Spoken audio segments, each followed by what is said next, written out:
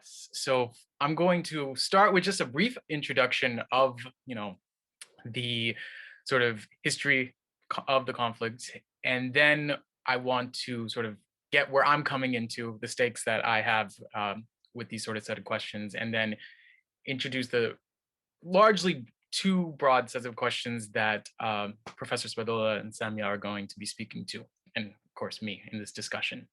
So.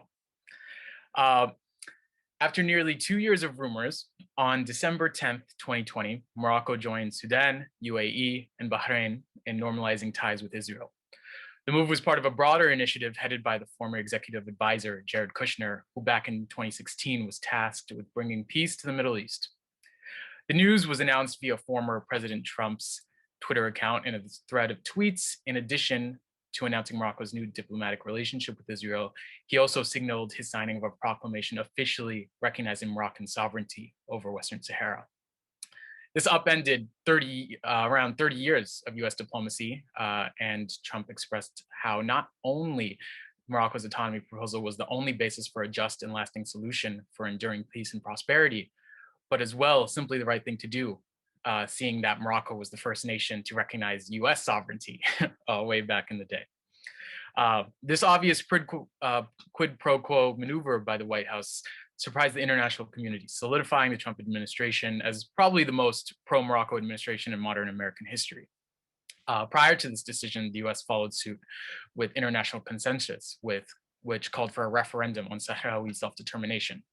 A provision of the UN's James Baker Plan, the referendum has been held in stasis due to ongoing disputes regarding who in the territory and the surrounding refugee camps is eligible to vote.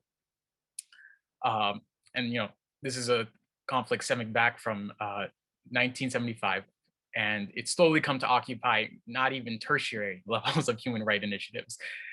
The territory was under Spanish control until it was annexed to both Morocco and Mauritania as part of the Madrid Accords. But of course, missing from the negotiations were the Sahrawis, Western Sahara's original inhabitants. The signing saw nationalist disputes between the Polisario and the Moroccan Mauritanian governments, and eventually led to Mauritania pulling out and Morocco coming in to annexing a vast majority of the territory.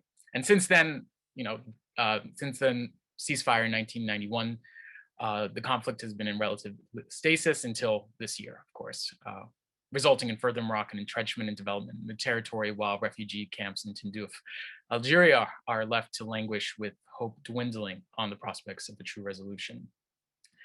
And while international consensus remains in favor of a referendum, the prospect of Sahrawi independence is not an option for Morocco. That being said, why is Morocco so keen on retaining sovereignty over the region? Materialist analysis will point to geopolitical circumstances with neighboring Algeria as a key impetus, with Algeria routinely being rendered as fighting a proxy war through the Polisario front. Similarly, analysts will also point towards resources such as phosphates, fishing, and broader control of the Atlantic coastline. While definite boons for the Moroccan economy, realist and materialist paradigms fail to explain a lot of political events, and in sort of my view, one of the most important, that being the Green March. And it sort of ignores the discursive sort of, I would say, hoops that Morocco had to jump in to make a claim for the territory.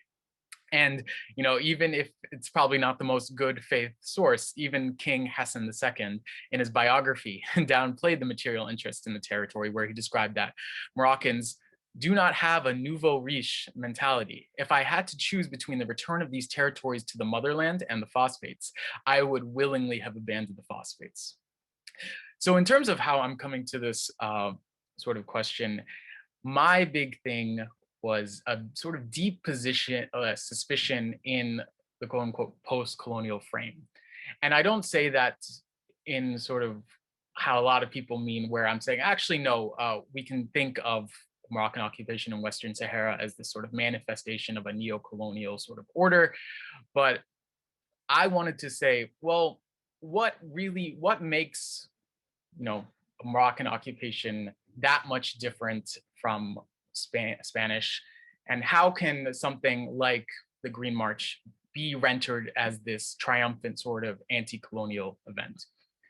And so with our two speakers, I want to speak to two general questions. And the first one, which Dr. Spadola will be speaking to, is what made the Green March particular, and what did it and its memory mean to Moroccans, both participants and the general public? And then with Samia, we're going to be talking about this sort of institution of the Makhzen. This is a word that is colloquially used, just to represent the government, the state, the monarchy, even the police in in Morocco. But it has an interesting and sort of unique history that has definitely, it's been the subject of a lot of sort of academic pieces, whether we're talking about more contemporary or we're talking about, French social scientific regimes of knowledge production during the Protectorate era. So we're going to be examining what exactly is this institution, what has been its endurance, both discursively and materially throughout the centuries. So we will start with Professor Spadola, and then Samia, and then I will jump back in and we will have a discussion. Thank you so much, Mahdi, and thank you, Jim and Samia, and everyone for coming. I am interested very much in the significance of the Western Sahara to Moroccans I have met and know, and Moroccans I've interviewed. I certainly can't speak for all Moroccans, but certainly there's a prevailing discourse of a sense of patriotic fervor for the Western Sahara as part of Morocco, and part of the nationalist movement some 70 plus years ago, 80, starting in the late 1920s, but especially this idea involving the Western Sahara was articulated in the 40s, the notion of a greater Morocco, a historical Morocco that needed to be recuperated. And while I certainly am attentive to the questions of realpolitik, I also, I think that doesn't, with Mahdi, I think that doesn't necessarily tell us about people's feelings about the Western Sahara, a sense of attachment to it. The Green March, so that is what I want to discuss. The Green March, to which you referred, Mahdi, is an event which took place in 1975 following the International Court of Justice's rejection of Morocco's claim to the Western Sahara. In it, the event itself took much preparation, not only organizing people and supplies, but actually setting up whole media, nationwide media infrastructures. The event entailed a call from King Hassan II, via national television and radio, these networks having been expanded precisely for this purpose,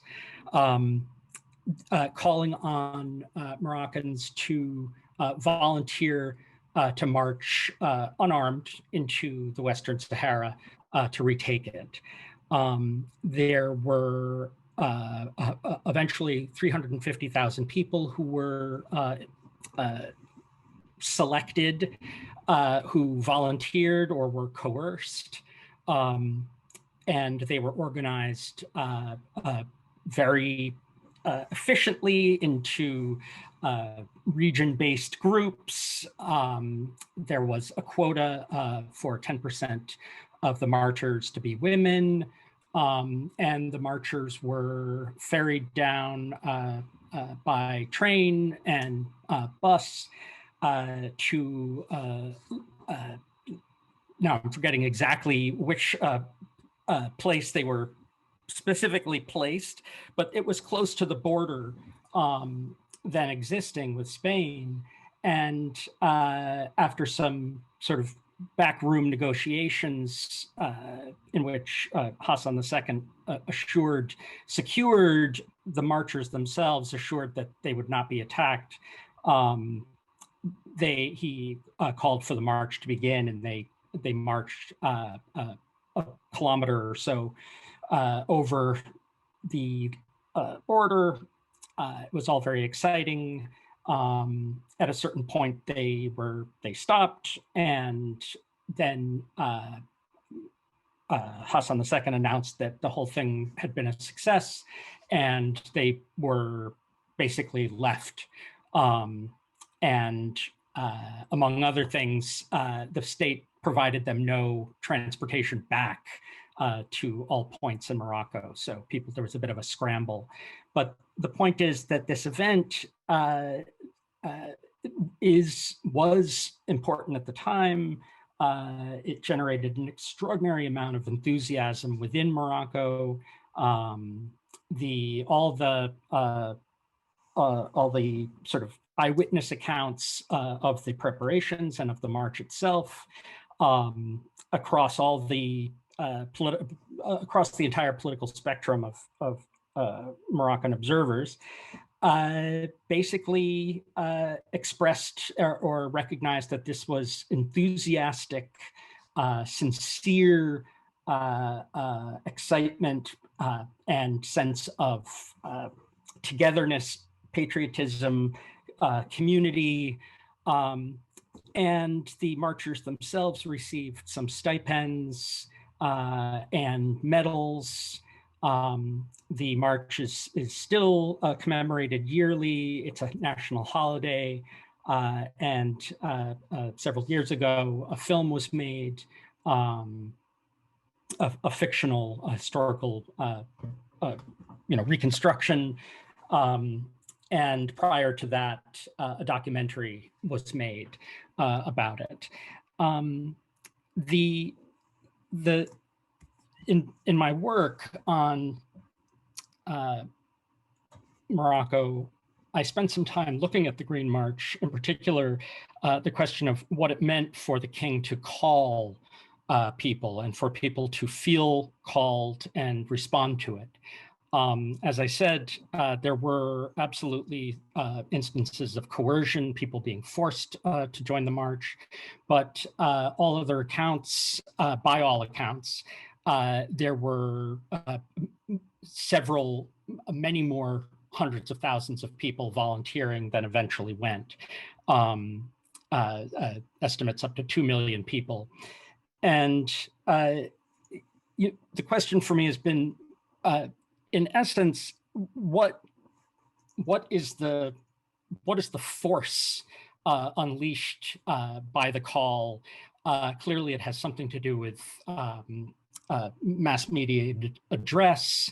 It has something to do with feeling part of the nation, the sense of oneness, the sense of simultaneous reception. That is the mark of national belonging, national community, imagined community in Anderson's work specifically. But as Anderson argued, this force, this possibility, the sense of community was not new, but rather historically supplemented feelings, cultural structures, ritual forms that were already embedded. And in this case, the question is, to what extent does Morocco's lengthy history as a sultanate prefigure, and in what ways did it provide the structures and the sort of cultural forms and feelings that allowed people to, in some sense, recognize the call, feel that they were being themselves addressed, and respond to it. What I argued then in the book was that the king had been, and I remain very much wedded to this idea. The Sultan was foreign to the sense of the community as a whole. And that foreignness was in fact a mark of his sacrality.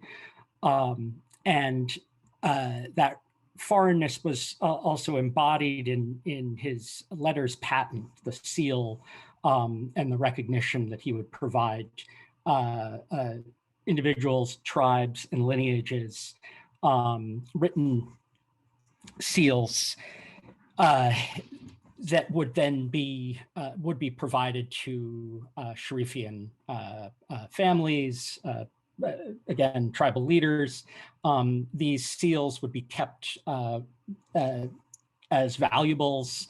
And my suggestion is that the foreignness of the Sultan remains, or at least remained in the nationalist period and the post-colonial period of Hassan II, that kind of salutary foreignness of the king and the king's writing was redoubled by the call, and in particular the sense that people felt themselves to be addressed by that foreign power, in essence, to have what used to be the written seal and mark of the foreign now they were able to receive it themselves, have it, and keep it. This goes against a lot of the theorizing right now in the anthropology of Islam, certainly, and in other disciplines. I can only cite, and then I'll wrap it up here, cite,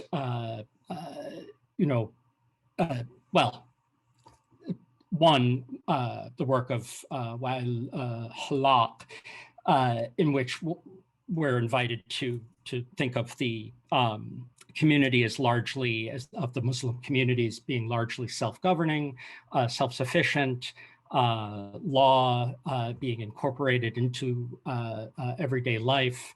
What I'm suggesting is that as with law's salutary foreignness to the everyday, so too the Sultan in Morocco, Sultan across various Muslim communities, was understood as a kind of foreign center above and beyond the community, but that which makes the community possible. So I'll stop there and turn it over to Samia. Thank you so much, Emilio, for that very insightful background. So as Mahdi mentioned, and just thank you again for organizing this. Thank you to Jim and everyone else at NYU. So I'm going to sort of speak a little bit about the historical continuity and or discontinuity of the Makhzen as an institution historically. But a lot of what drove and drives my interest in this topic stems from my own experience, having been to the Sahrawi refugee camps a couple of times in Tindouf, having spent time in the Moroccan-controlled portion of the territory, and sort of this enduring question of trying to understand the history of what led to this current moment. So I actually did my master's on the Moroccan Liberation Army, and Moroccan Liberation Army is sort of one of those unsung heroes of the nationalist movement in Morocco. After they were seen as having, fulfilled their role of securing independence. In 1958, they were the target of a joint military operation between Morocco, France, and Spain, known as Opération Courvillon in 1958, which essentially decimated the Moroccan Liberation Army. And that became like a sort of like critical moment in which we now see the emergence of the Polisario Front. So I was really interested in that genealogy. And then as, those of us that are into genealogy, we could just keep going back and back and back and back. So my project has taken me to the 16th century, the Saadian dynasty, specifically under the reign of Sultan Ahmed al-Mansur Dehbi, whose name kept coming up as I was researching the historiography of the institution of the Makhzen. And For the most part, Moroccan historians agree that it was under the reign of Sultan Ahmed al-Mansur al-Dahbi in the late 16th to early 17th century that we start to see the institutionalization of the Makhzen. And there they sort of define it as an institution whose power derived from being able to enforce tax collection. So it's not just simply imposing taxes, but being able to collect them. And then hence we have this etymological connection between the word Makhzen and khizana as sort of a storage for taxes that were collected. But the ability to enforce tax collection under Ahmed al-Mansur al-Dahbi came from and was derived from having a deeply structured and organized army and central administration, which drew heavily from the Ottoman example. A little unknown fact is that Ahmed al-Mansur al-Dahbi, him and his older brother, Sultan Abdul Malik, who reigned right before him, spent almost 17 years in the Ottoman Empire in exile. So they drew a lot of sort of administrative and military strategies from the Ottoman Empire, especially because it worked for the Ottomans, right? And then here we start to see the introduction of terms like pasha as administrative titles in Moroccan bureaucracy, which still exists as a term today, its roots in the Ottoman Empire. And so under Ahmed al-Mansur al-Dahbi, we see this idea of not just a Makhzen taking hold, but an idea of a Moroccan nation that its territory was extended from the Mediterranean to the Niger Delta after Ahmed al-Mansur al-Dahbi invaded the Songhai Empire of West Africa in 1591. And sort of this historical moment and the height of this imperial power and state under Ahmed al-Mansur al-Dahbi is constantly referenced, not just by historians as the sort of epitome of the Makhzen, but ends up becoming a point of reference for subsequent sultans who constantly sought to emulate that, most notably of whom was Moulay Ismail of the Alawite dynasty. But what I found is that being able to impose sort of this imperial control under the reign of Ahmed al-Mansur al-Dahbi first meant that he had to consolidate domestic power. And up until then, there had been this internal struggle between Marrakesh and Fez as sort of competing nodes of power. And in order for one to be able to even begin to have those ambitions of imperial expansion, one had to make sure to consolidate Marrakesh and Fez. And in fact, right after Ahmed al-Mansur al-Dahbi died in 1603, sort of bitter, violent succession crisis emanating also from Fez, led by his oldest son, actually, tore apart the empire that he had built. And so this other sort of like the point that emerges from this is I very much see the Makhzen as an institution that is structured around the individual figure of the king. And like most monarchies, when the king dies and a new king comes, that network of relations and that network of sort of power is also in many ways replaced. And we saw that in the 16th century and onward. We can even sort of maybe perhaps spend some time discussing how that took place in the transition of the reign between Hassan II and Mohammed VI, sort of this clean slate, right? So this continuity of the Makhzen historically stands at odds with the historical reality. If we assume that the Makhzen is constantly going to be restructured at the beginning of each reign, then it's hard to imagine this sort of enduring, constant centrality of an institution that in fact was in constant flux. And it's only sort of in recent times that we have started to see this enduring centrality of the Makhzen as an institution, again, with the ability to enforce power, right? Whatever means that is today, that's heavily through security apparatuses, but that is sort of, in its essence, a very modern thing, something that sort of emerged out of this history of the French colonial era. So I'm really interested in just sort of looking back at the genealogies of the Makhzen, not the origins per se, because I think we could spend a long time discussing that. But sort of that's what really drives my interest in this question. And I find that in the abstract, as Mahdi outlined, that there's insufficient frame from this periodization of the pre-colonial, colonial, and post-colonial. And I find that, Abdullah al-Arawi's sort of periodization is quite interesting and compelling, though I think it also merits critique, sort of separating between the Maghreb under domination, right? Dealing with a history of sort of antiquities and the Roman control over North Africa, and then the second part, Imperial Maghreb, third part, institutional stagnation, and the fourth part, colonial Maghreb. Here we sort of see how he's situating and framing the Makhzen as an institution of power and the discontinuities that existed throughout time. So I will sort of end it there, but also tie it back to Emilio, because I think this point about the foreignness of the Sultan is quite interesting. And one of the points that I found in the resources and the historiography of the Saadian Empire, specifically under Ahmed al-Mansur al-Dhahbi, was that power and legitimacy was derived from a combination of domestic dynamics, but also international dynamics. And that the authority of the Sultan was sort of derived from being able to position and navigate international and global dynamics and politics to help support and bolster that reign. So the question of the foreign, perhaps not exactly as you framed it, but it just came to mind to me as an interesting point worth raising. Yeah.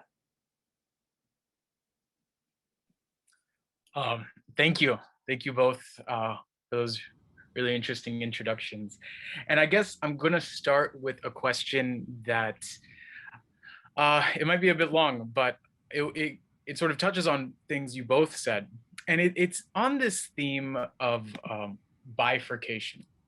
And sort of speaking to what you were talking about, Samia, if we want to think about the Makhzen in a set of sort of discontinuities, it's very clear that, at least in the Moroccan state's arguments and claim, that they're saying actually there is a continuity, and this continuity is comprised of this bifurcation of our political power, and it's actually comprised of the actual sort of not chaos, but constant sort of upheaval, and a sort of a mediated upheaval.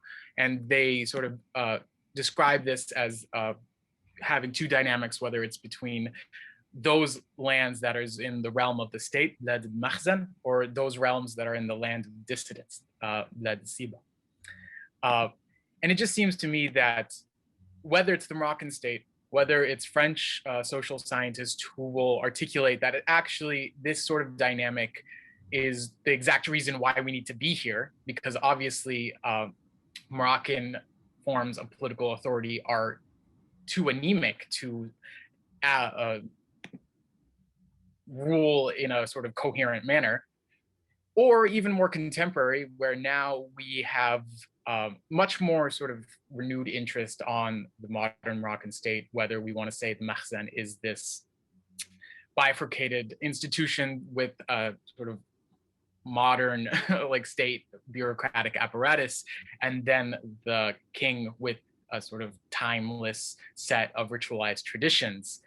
It just seems to me that this is it just seems that it's very crafted, but also part of a long line of scholarship and renderings of Morocco that to me at least end up in sort of problematic territory, whether we want to talk about, because it seems the status of Morocco in one anthropology is a very privileged status. I mean, for a lot, for a lot of, Morocco was the place for where a lot of anthropology actually got started. But as well, when it comes to actually talking about the states, whether we want to talk about Daoudi, Hamadi, there is this renewed interest in talking about the state in these sort of like ritualized terms that really make Morocco this very particular place.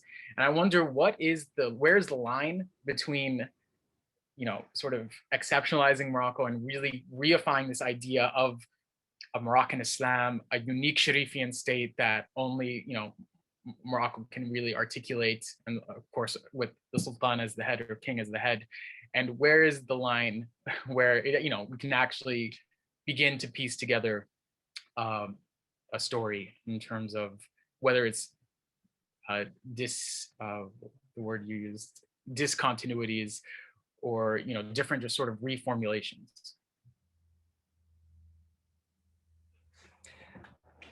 Shall I jump in? Of course.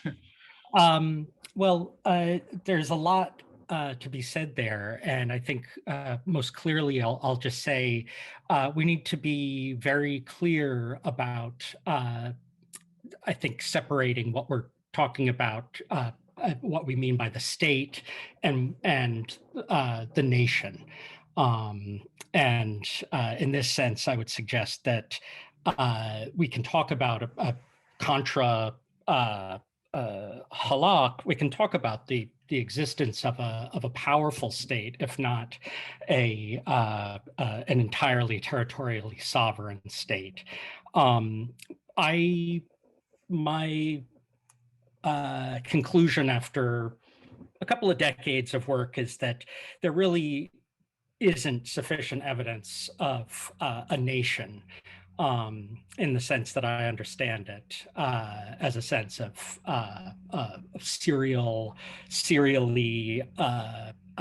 sort of aggregated individuals, a population, people who can be abstracted from relatively specific, particular forms of ties of family, place, etc., and objectified as a population, as a people, until really the 1930s. And in particular, that's also when we see a transformation taking place in the state. It's worth noting that while the Makhzen did, I think, Samia, I would love to hear more about this and the emergence of the Makhzen. It very much preceded the formation of Morocco as a nation, and the sense of the Makhzen having only a specific particular sovereignty limited to the place of the actual sultan was very much fixed. Hence the tradition of the haraka of the sultan traveling across Morocco with an army collecting taxes. What changed in the 1930s was thanks to the colonial administrative order, its military order, its communications. It was able to establish simultaneous control over the territory. This so-called pacification of Morocco that was completed in 1934 was celebrated by Moroccan nationalists. This was very much taken as a good thing. And the idea was that it also established for them the sovereignty of the Sultan Ben Yusuf, Mohammed V. I think we can see something of this representation here. I just want to share my screen for one moment. If we look at these images, one sec. So if you can see this, we have the sort of, obviously the image of the state in the West, or inherited from the Westphalian era. We have the state as a single body, but the sovereign is the head here, and that remains foreign to the body of which of the people who are just a mass here. This kind of hugeness, grandeur over the land is specific to the modern sense of the state. This is very different from the image, grandiose as it is, of the sort of 19th century ritual form of the Sultan's parade, in which his presence is really only to those in proximity to him, and his grandeur is elevated, but certainly not over the land. We can compare this with, let me shift to the next slide. The images of that one finds in Morocco under nationalism are very much of the Leviathan sort, with Mohammed V presiding again as the sort of organizing body over the people. And then we find here with Hassan II, this is a commemorative poster of the Green March itself. And again, we have over the land, in fact, this time it's a map, the iconic, the icon of the nation. And here are the Green Marchers carrying, it might be difficult to see, but they're carrying photographs of the king, along with copies of the Quran and the flag. I think what is worth noticing here is also the change in medium. Here, we have communications on horseback. And again, a painting, of course, from Delacroix. Here we have the introduction of photography that was so fundamental to the Moroccan nationalist movement, and resulted, for one, in the mass hallucination or the mass vision of, not hallucination, sorry, the mass vision of people seeing Mohammed V and the moon during his exile in the 1950s. This had already taken place. This image of a leader in the moon had taken place in Germany, or Prussia rather, under Bismarck. So this kind of notion of seeing the figure of the entire nation in the moon, in the foreign object of the moon, was already very powerful, but it was made possible by virtue of people being able to actually recognize his face. We'll also notice that the people here are just mere drawings, and the madrasa is, of course, in print in Arabic. We also have a sign in front which suggests law, and of course, law of the road, the system. We have a system in place, made possible by this long distance communication. Here we get actual pictures of people, photographs of people. So we have this movement toward the sort of recognition of individuality. This is also the age under Hassan in which it becomes standard to have a family identity book, still with only the father's name and photo, but this is moving toward the kind of bureaucratic coverage promised by the state, promised by the modern state. Finally, I just want to note, we've come this far to selfies, and this is the sort of preferred image of Mohammed VI, where there's a kind of drastic miniaturization of the king, or inflation of the citizen to be of equal size, which of course is an utter fantasy of equality, in no way consonant with the actual power of the state.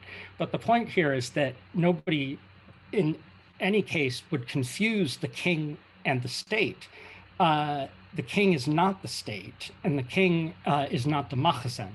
The kinds of replacements that Samia, you described, I think are real, or the overturn the turnover in the Makhzen, but I would stress that, in fact, there's a very established structure, very firmly rooted, and that when, for example, Mohammed VI got rid of the interior minister of the interior, very powerful figure in Morocco under Hassan II, that was a very high-profile change and significant, absolutely significant, but not a structural change as such.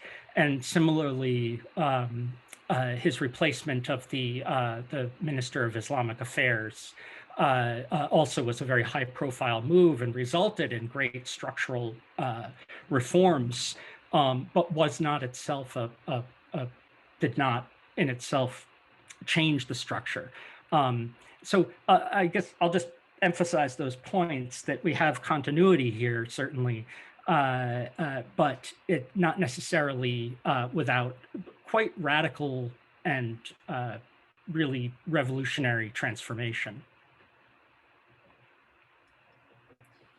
Yeah, you know, Mahdi, you raised this really important point about where's the line of exceptionalizing Morocco, which is something that is very relevant and pertinent. And I think there's certainly this impulse to exceptionalize Morocco across disciplines and not sort of transpose or apply sort of like the universal theories that we learn as emanating from like Europe or other parts of the world as applying to Morocco, which is something that, you know, again, when we look back at this historical moment in the 16th century under Ahmed Mansour Dehbi, we're talking about this idea of a Maghreb, and one that was distinct from Africanness, from Arabness, from Ottomanness, from Europeanness. We are seeing the nodes of some emerging self-identification of something that was distinct from the contemporary moment. And specifically this idea that, you know, modern day Morocco or the territory of Morocco was never under direct Ottoman control as sort of being like that defining line in the 16th century. But it's also because this is the historical moment that the Moroccan state cites to justify its claims over the Western Sahara. They say, well, there's this historical moment, look at the historical sort of claims that we have to the Western Sahara based off of this particular, you know, reign, like Ahmed Mansour Dehbi's, who after invading the West African Songhai Empire, sure, the territory of, you know, Maghrebi state power extended well beyond today's modern borders, but that was short-lived. It didn't even last more than 40 years. Again, falling apart soon after his reign. But the Western Sahara as an issue and as an idea emerges particularly with this, or coincides with the emergence of the Makhzen becoming critically and deeply invested in historical memory in order to justify its claims. And, you know, when I was doing archival research in Morocco, I was doing a lot of work in the royal archives, which are within the compounds of the palace. You won't find a single primary source or manuscript before the Alawite dynasty. And I had met a historian, very well-known historian in Morocco, who told me this anecdote that when Morocco was making the case for its claims over the Western Sahara with the International Court of Justice, that they realized they didn't have a lot of primary sources preceding the Alawite dynasty.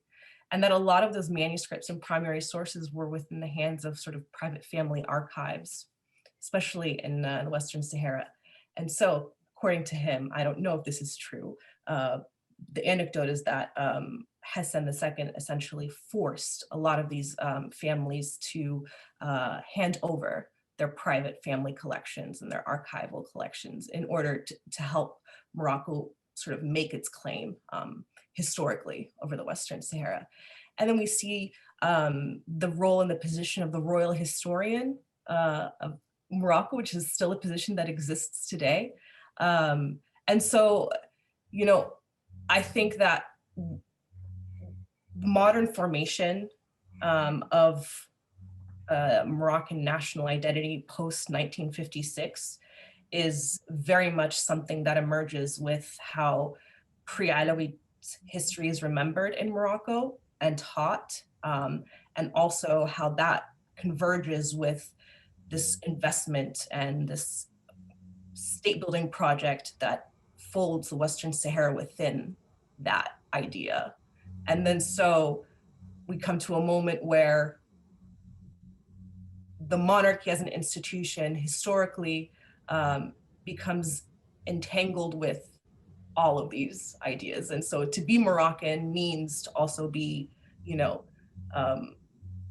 undeniably in support of Morocco's claims over the Western Sahara. And to do so, you are considered, you know, point blank, a traitor, and it's criminalized in Morocco to undermine Moroccan national integrity. I've been on the receiving end of a lot of this vitriol, so I know firsthand. But to just merely question it denies you sort of the right to call yourself Moroccan. And I think that this is something that is very, very much new. You can look at the early modern manuscripts and archival sources and find that the things that members of the ulama used to write about the Sultan were quite damning. But, you know, I'll save that for another talk. But yeah, so I think I just wanted to sort of highlight that point, the convergence of the Western Sahara and historical memory and national identity and state formation. I mean, it's interesting because, I mean, if you go to right after independence, Western Sahara wasn't the initial prize. You know, after independence, irredentism wasn't really a thing that was being talked about, except in very like particular circles in the sort of nationalist coalition. And it was Mauritania that was really sort of the subject of like a lot of debate for about, and it took about 10 years for Morocco to finally recognize Mauritanian independence and not, you know, sort of try to make a claim to Mauritania as actually part of this greater Morocco. And so I guess what I want to ask is, can we understand irredentism in Morocco as this sort of temporal deferment of a post-colonial future? You know, is the idea of Greater Morocco and the Sahara a means to articulate Morocco in a state of constant anti-colonial struggle? And just sort of to bring in one of Professor Spadola's interviewees, we sort of mentioned this when we talked earlier. You know, he had this interviewee who was talking, they thought him and his aide was initially part, like somehow with the state, with the government, some sort of government officials. And when his aide, and please clarify me if I'm getting this wrong, but when his aide sort of clarifies what they were saying, no, they were waiting for the state. And I was really interested because, you know, this sort of waiting really got to me, because you find this waiting, it happens at the end of the Green March, where people now, it's like, they didn't even get the catharsis of seeing Layoun. They had no idea what they were like supposed to do at this point. And it seems like, what's the bigger question is like, what are Moroccans broadly waiting for?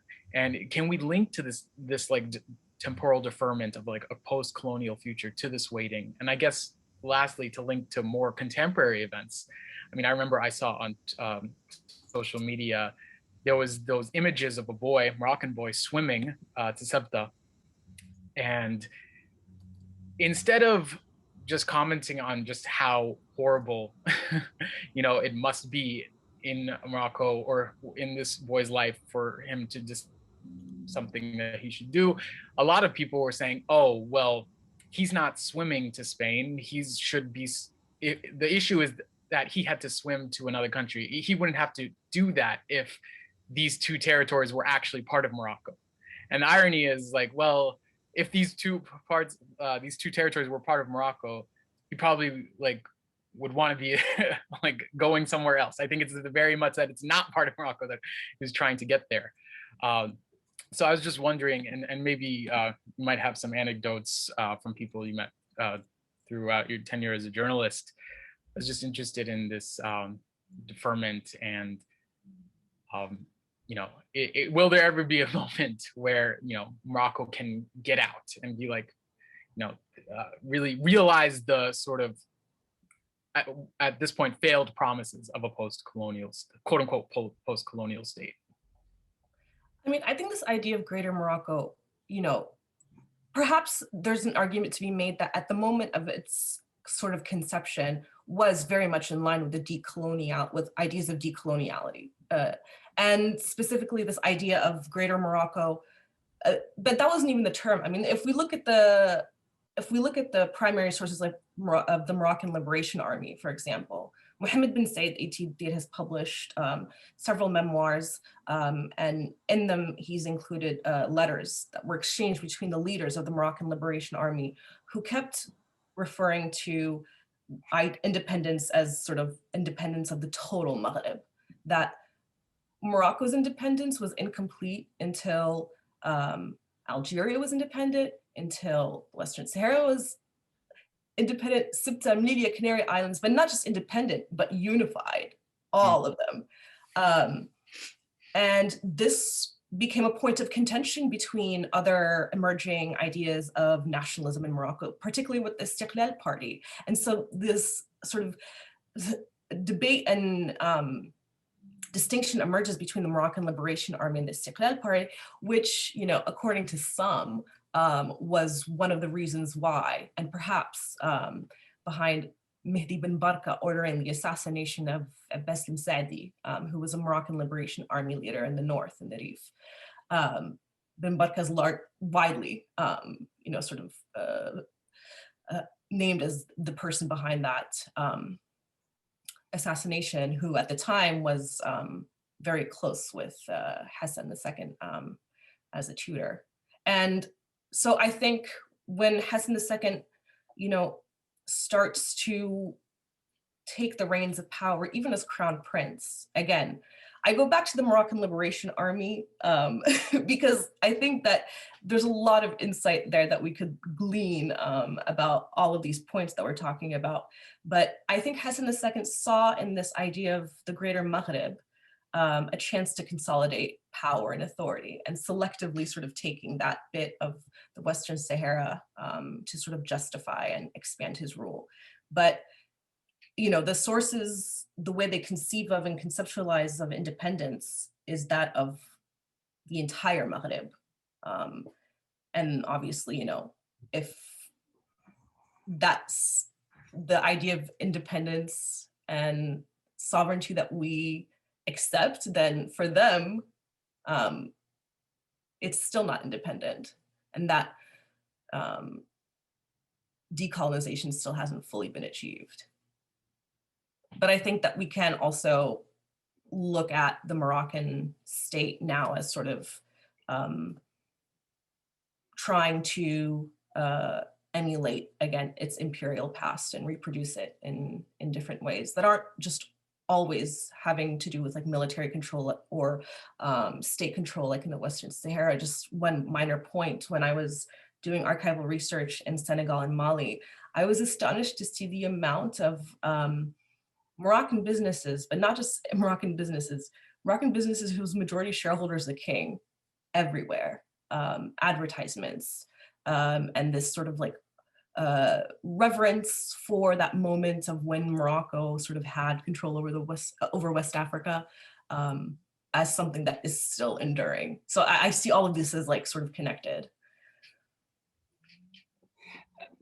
So if I may, you know, I think there's the point that you've raised, Mahdi, about, and I'm not sure what has been shared with the audience, but the question of the temporal versus the spiritual power of the Sultan. You know, I think it's helpful to distinguish power and authority, and to think about that the authority of the Sultan as sort of transmitted in the written seal, and continued in current policies of a spiritual diplomacy, and that can exist side by side with a sense of limited, i.e. bordered power. So that's an important point, I think.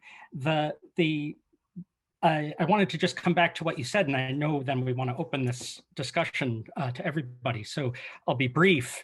The point of the waiting here, as I understand it now, is that people were waiting, have been, and are awaiting recognition.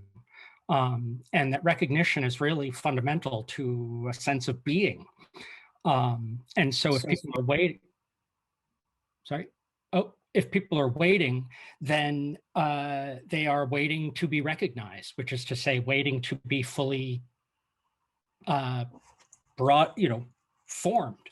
I will just say that incident, along with that, my sister, friend, sister, Sanat in Fez, who I was describing, she and I were sitting together in this interview in an apartment building in a fairly, poor part of Fez. And people knew that we were interviewing, and people had come to join the group of 6 men who had been part of the Green March. And so it was getting to be quite a group. The 6 men, and then a bunch of people starting to join us. And we were just sitting on a blanket and doing, recording and talking and all of this. And suddenly somebody said, the Makhzen is coming. And the dispersal was immediate. Everybody dispersed, including Sanat, who jumped up and ran out, leaving her phone. And I, being somewhat slow, was thinking, wow, if she left her phone, then that's really, she is really discombobulated. And I, picked up the phone and I sort of went out and said, please, tell me that was significant. But it was very much that difference between recognition coming from, and I think recognition as not coming from the state so much, but from the king, or from some kind of collective body that the king represents, some kind of national recognition, that compared to the kind of terror and panic that the Makhzen coming meant. And the Makhzen in this sense just meant the local muqaddam, the neighborhood representative of the state.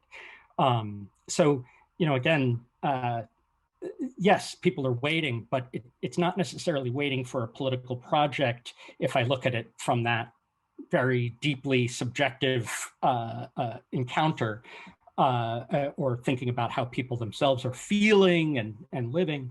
It's the completion of themselves. And that's, I think, more, that's for me, more difficult. In any case, shall we open things up? Yes, so I wanted to give folks an opportunity to ask questions from the audience. There hasn't been anything really coming into the chat yet, but you can feel free to add them there, or you can use the raise hand function and ask your question verbally. It seems one has just come in from Mark Drury. If it's all right, I'll read it, and then we'll give everyone a chance to respond. To Samia's point about the Moroccan Liberation Army, could we think of Al-Fasi's and others' calls to liberate Greater Maghreb in the 1950s as both anti-colonial and, in the IR sense, irredentist? Relatedly, could the significance of interrogating the relevant categories for use in understanding the conflict over Western Sahara lie in that conflict forces us to rethink the otherwise taken for granted relationship between decolonization and territorial nation state? And lastly, this is a trio of questions, how to square this with Sahrawi claims to and right under international law for national self-determination. I think, Samia, that's up your alley, but I would encourage anybody to take a stab at that one. Yeah, you know, I would say that there's a lot of sort of history that is worth comparing and contrasting between Morocco and Turkey. And I say this because both of their sort of modern nation building projects look to this imperial past to derive their idea and notions of anti-colonial and nationalist ideology. And the late historian Rahman Muddin published a fantastic thesis on the history of Moroccan-Ottoman relations, but I think he sets down a foundation for trying to understand that there's perhaps a similar connection here, at least both in both their cases using their imperial past to guide and drive their nationalist ideology, which, you know, for them was anti-colonial.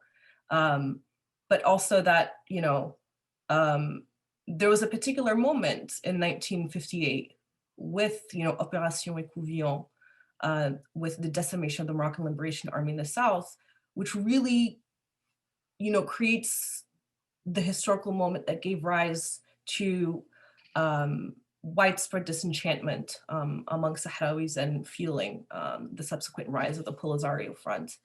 And so I guess that, I think, is one of the many reasons why, as Mark raises, that, you know, it forces us to rethink this relationship between decolonization and the territorial nation state, because in many ways, again, you know, considering that Spain still holds on to its territories in Ceuta and Melilla and the Canary Islands, is worth noting, and how I think Morocco has learned that it can instrumentalize that for its own aims, as we have seen with the migration crisis in Spain and the recent EU Parliament resolution condemning Morocco's instrumentalization of Spain's borders in order to sort of strong arm Spain in favor of its position of the Western Sahara. So I guess that's sort of my long-winded answer, or perhaps lack of an answer. More questions. Actually, can I jump in there? I'm really curious to hear a little bit more actually about this comparison you want to make between Morocco and Turkey. You know, and I as a Turkey specialist, I agree on one level that there's an interesting relationship between you know, an imperial or at least monarchical past and the you know, anti-colonial sort of thread through Turkish nationalism that I'll take your word for it, exists. You know, it seems quite strongly in Morocco. But what's funny about the Turkish case, to contrast it with the one that we're looking at today, is that, I mean, at least in the sort of orthodox construction of Turkish nationalism, as much as it is an anti-colonial, anti-imperial force, it's also not irredentist. Like it sort of has this, you know, very clear, you know, we want our borders. Of course, there are exceptions to this, but like, we've won our borders. We're sticking to these borders. We can't threaten these borders. And there's a clear thread in Kemalist politics in the 20s and 30s that irredentist movements had to be suppressed or repressed insofar as they threatened the security of the borders that Turkey did have. You know, and this is, I mean, look, if Turkey wasn't like squashed between like the Soviet Union and, you know, ultimately, you know, had the Axis powers on its doorstep in World War II, maybe this would have taken a different line. Maybe that it wouldn't have been, you know, so anti-irredentist in that time. And certainly today, you see more irredentist strains of Turkish nationalism becoming quite popular, you know, in the political sphere today. But at the outset of the Turkish nationalist movement, this is one area where it's kind of a contrast. Yeah, no, definitely. And you know, what's to sort of flip that on the other side is today seeing a lot of sort of solidarity and mobilization and cooperation between, you know, Sahrawi activists and Kurdish activists, and this sort of connection of this trans sort of like national solidarity that emerges from this sort of question of self-determination and a result of post-colonial state formation. So yeah, I mean, of course, there's going to be a lot to compare and contrast there. I think that many of us across disciplines kind of take for granted the illuminating points of drawing that comparison between Morocco and Turkey, especially when it comes to the way this imperial past is memorialized. Yeah. I wonder, you know, if there's also something similar or some connection between the kind of rise of irredentism in Turkey and the kind of sort of new imperial forms of the state in terms of the leadership of Erdogan over at least the past decade.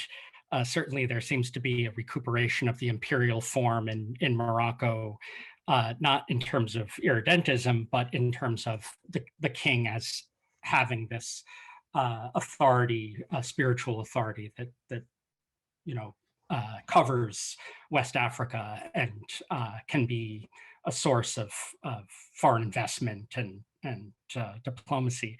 At the same time, well, yeah, we'll leave it at that. Mahdi, did you have a take on that other question? I have received one other by a chat.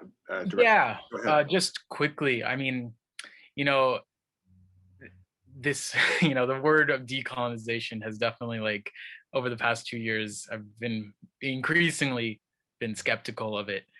And I mean, it's interesting how you put this, because in a certain sense, you know, a lot of countries in independent struggles like appealed to international law and said, look, we have these certain rights that you all made up. But then when it comes to something like Sahara, now we want to be cultural relativists about it. And we want to say, actually, well, you know, something Westphalian sort of understandings of sovereignty, territorial integrity, those are actually sort of inherently colonial in nature. And I think what the most interesting thing was just watching how Morocco, in their appeal to the International Court of Justice, they provide this alternative, aka the Sharifian state. The court accepts it as an alternative and really tries to play historian, anthropologist, sociologist in order to really discern what they're trying to say. And yet it ultimately ends up turning what could have been, you know, a socio-political history of the myriad relationships the Sultan and then King has with various constituencies, whether there be tribal confederations, nomadic, or ones that, you know, had a sense of sort of sovereign boundaries. You know, you just end up turning that into one of a territorial story where you already define the parameters of what you want to talk about, and then you just fill it in with the story you want to tell. It's important to note that the ICJ, their decision was not that, you know, Morocco didn't have sovereignty and somebody else did. It was that it was a no man's land, terra nullius, and that in that sense, they were very much using, I think, very specifically using a post-Westphalian notion of sovereignty, that this land belonged to no one. And that, I think, alone says something. I mean, I'm not sure what other option they had, given that Spain was at that point also kind of retreating. But Samia, you can tell us about who was the opposing force here in that case. To what degree was there a a body claiming already territorial sovereignty. And sorry, in what context? Could you repeat that again? Sorry. Oh, no, it's okay. I'm just wondering about sort of who were the competing, there were multiple competing parties, Mauritania competing for the territory as Spain was withdrawing. And for the court to have declared it a no man's land denied everybody, everybody's claim to it. Yeah, no, absolutely. And, it's this idea of territoriality, also understanding it as something that has constantly shifted and changed over time, even within this context. I mean, one of the justifications that Ahmed al-Mansour cited to invade West Africa was to unify the Ummah. And then to put this into context with the fact that it was the Islamic millennial in the Hijri calendar 999,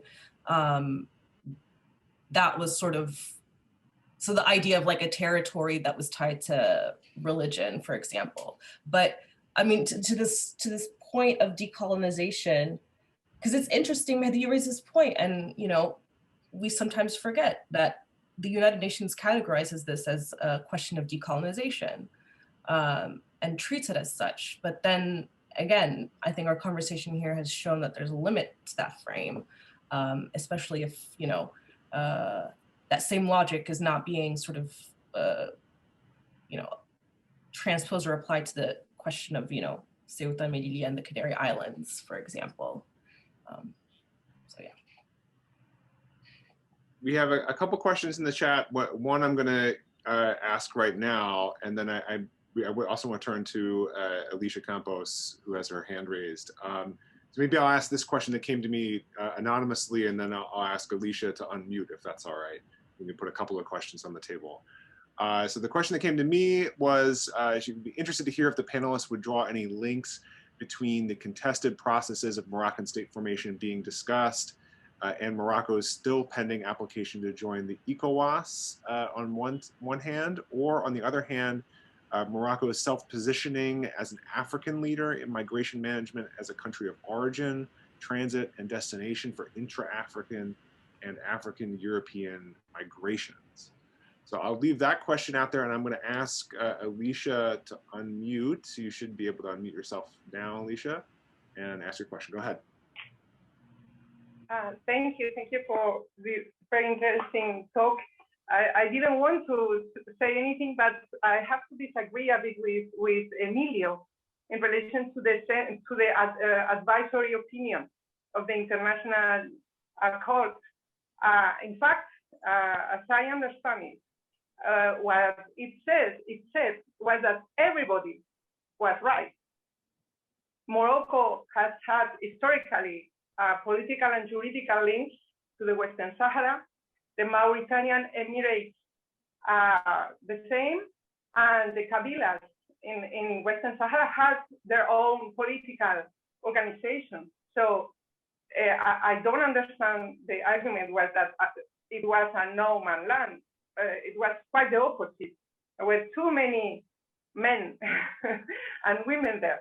I think here the question and the great rupture that the colonization brought in relation to the Makhzen was the national language and the sovereignty language.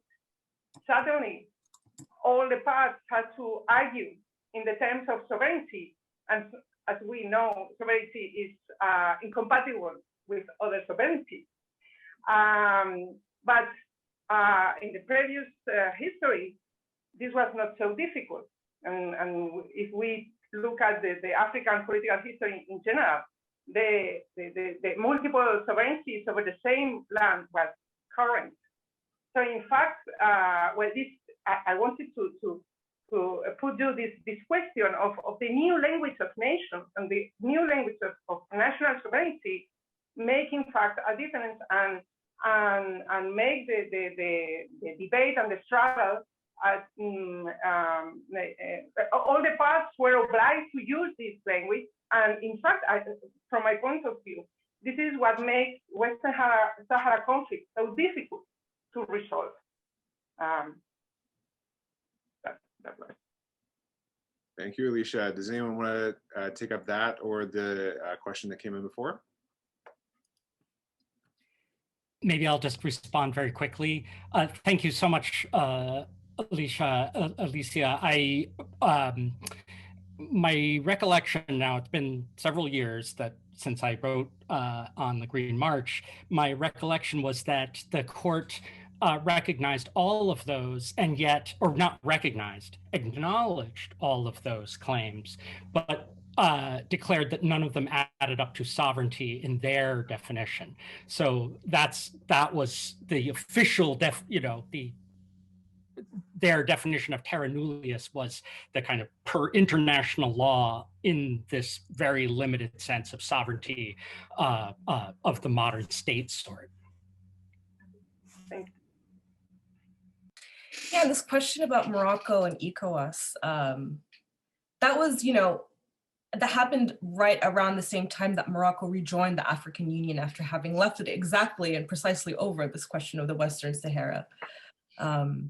And so, but I think this is what is unique and interesting about the idea of, a Moroccan nation and this reverence of the imperial past being sort of molded and constantly remembered in certain ways, and in many ways also, selectively forgetting certain parts. But the fact that Morocco is, African, but also straddling this very important and strategic node where the Mediterranean, the Atlantic converge, where Africa and Europe can converge, that it has used that as one of sort of the mechanisms of deriving power. And that's especially the case in the 16th century, but now we're seeing Morocco constantly shifting in how it orients its sort of diplomatic and economic efforts, all driven by the aim of ensuring and consolidating its control over the Western Sahara. And I think that they saw that ECOWAS and the African Union was sort of an opportunity for them to do that. And when it didn't work out, they kind of abandoned it. We haven't really seen a lot of that rhetoric as much as it was a few years ago. But also because it simply wasn't tenable. Morocco wouldn't be able to, because of the shared currency agreement between the countries in ECOWAS, that would be opens up a whole set of issues that, I don't think have even really come up for discussion. But then, before that, at one point, Morocco was really lobbying towards joining the European Union at some point. I think the European Union even admitted them as an observer, but sort of there's that, and then the Arab League as well. So Morocco constantly looking towards these regional nodes and alliances and dynamics to shore up support and defend its claims. So that's why we're kind of like always seeing this shift, right? So there was a period where Morocco was really staunchly African, and I'm sure we're gonna see sort of another iteration of that. Yeah. Mahdi, do you have something to interject there, or we have maybe two more questions before we round this up? Yeah, no, we can go forward with Luqman and Lloyd. Sure, yeah, okay. So I'll just reiterate Luqman Sisse's question from the chat, and then I'll turn to Lloyd and ask him to unmute and ask his question. Quite simply, Luqman is asking Emilio to speak a little bit more on the Moroccan monarchy's spiritual claims and diplomatics with regards to West Africa. And if you can venture a guess, how far does the Greater Morocco really extend? And then we'll take Lloyd's question, and then I'll give anyone a chance to answer both. Yeah, I just wanted to present to the panel sort of the provocation, or maybe the thought of the conflicts or sort of the reconsolidation of state power, or north of the Western Sahara and the southern provinces, particularly in places like Sidi Ifni, which has its own post-colonial history, only being incorporated into Morocco in 1968, and how that's sort of spilled over into protests in like 2008, which separatist claims were made, and sort of how we tend to take this conflict or the territorial issues to be uniquely contained within the Western Sahara, but ethnographically that might not be so true.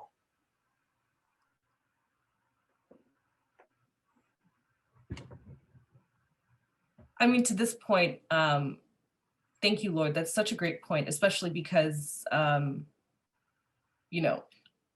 sorry, this is the last time I'll mention the Moroccan Liberation Army, but one of sort of the major sites of its confrontation with Spain was very much in Sidi Ifni, and sort of the enduring impact that that has had in shaping local memories of belonging to Morocco, right? But also how this carries out in other parts of the country. In the Rif, for example, anytime there are protests in the Rif, they're automatically sort of written off as being separatists. And, the waving of the flag is seen as a provocation. But when I was in the Rif, for example, covering the protests, everyone I spoke to categorically denied, any sense of separatism and saying, well, this is just how we identify as Moroccan is by being Rifi. And I think that that sentiment resonates as well in Sidi Ifni. And, to this point, look, when I was in the refugee camps in Tindouf, one recurring point that a lot of Sahrawi refugees were saying was that, addressing me, they say, you are Moroccan, and look at the way your own state treats your people, citing the numerous arrests and repression of protests. And it reminds me of sort of this very provocative op-ed that I believe Abu Bakr Jami and Ali Nuzla wrote many years ago, in which they posited that the only path forward for resolving the Western Sahara was full democratization of Morocco, which is an interesting thing to bring up, especially in light of recent developments. But yeah. And if I may interject, it's interesting how, like the Rif will often get brought up as a sort of point of comparison, but oftentimes when I talk to people, if you try to, it's interesting just how instances of dissidents protest in Morocco often make any sort of violence, whether be it by the police, the military, or just lack of political organizing within like Western Sahara, but also just like the dismal conditions in refugee camps. It's interesting how it's often made illegible, because oftentimes people say, well, you might want to like highlight, well, look at this thing that's happening in Western Sahara. But then I've always heard a lot of people say, well, this actually happens in, this happens in Morocco too.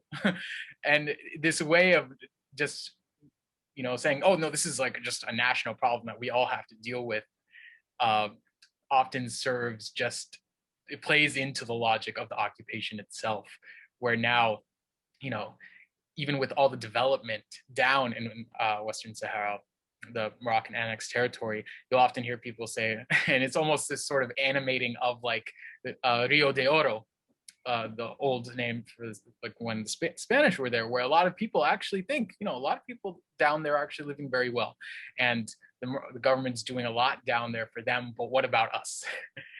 And I think that's, again, makes a lot of things that are going down there very illegible for public and a lot of times in the international community. Just to add to that, I think it's really crucial to kind of distinguish these protests that are really looking for their own sovereignty, and those that are demanding recognition and investment from the state are asking for more engagement. And already in the early 1960s, Ernest Gellner wrote an article on the Rifi revolts that led to the Hassan II, military bombing, military assault on the region. He said those were not separatists, but those were, unlike older tribal rebellions, these were actually calls for greater, recognition by the state. So it was really, so that's, I think, a very helpful point there.